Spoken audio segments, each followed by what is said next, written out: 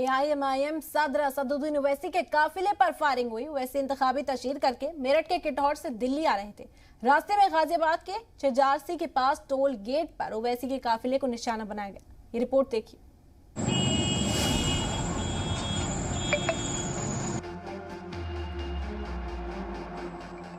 ओवैसी की गाड़ी पर किसने किया अचानक हमला?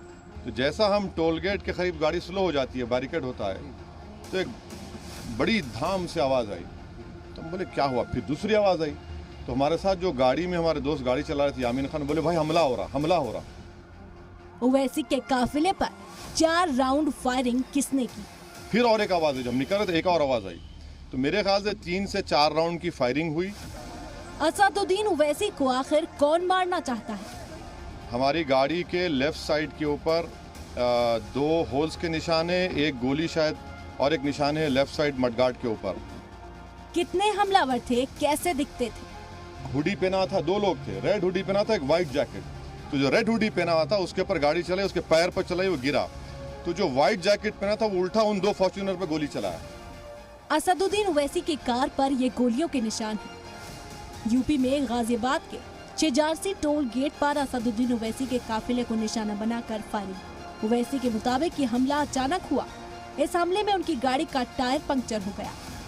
पिलखुआ चिजारसी में जो टोल गेट है वहाँ पर गाड़ियाँ स्लो होती हैं बैरिकेड उठने के लिए। तो अचानक एक आवाज़ आई, बड़ी धमाके की आवाज़ आई, तो हम लोग सब चमके, क्या हुआ? जब दूसरी बार आवाज़ आई तो हमारे गाड़ी चला रहे थे यामीन खान ने कहा भाई अटैक हो रहा है, हमला हो रहा है अपने पे।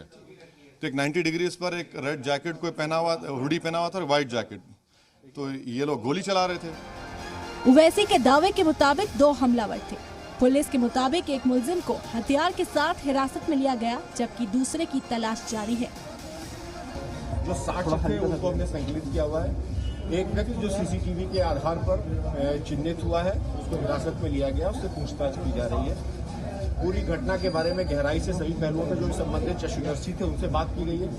बाकी अभी और गहराई से पूछताछ करके इसको लॉजिकल एंड तक लेकर। ओवैसी ने इस मामले की गैर जानिबदाराना जांच की अपील की। उन्होंने कहा कि इस मामले को ऐवान में उठाया जाएगा। मुझे नहीं मालूम, मगर ये वो लोग हैं जो यकीनन नाथूराम गोडसे की नाजायज़ औलाद है। ये वो लोग हैं जो भारत के भाईचारगी के और रूल ऑफ लॉ के ख़िलाफ़ हैं। ये वो लोग हैं जो भारत में एनार्की और भारत में जो लोग हिस्सेदारी और सच्चाई और हुकूक और संविधान की बात करते हैं वो उनको ख़त्म करना चाहते हैं।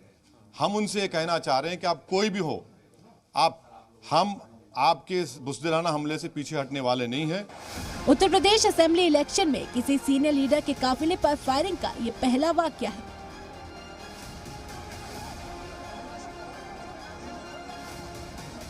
ब्यूरो रिपोर्ट, जी मीडिया।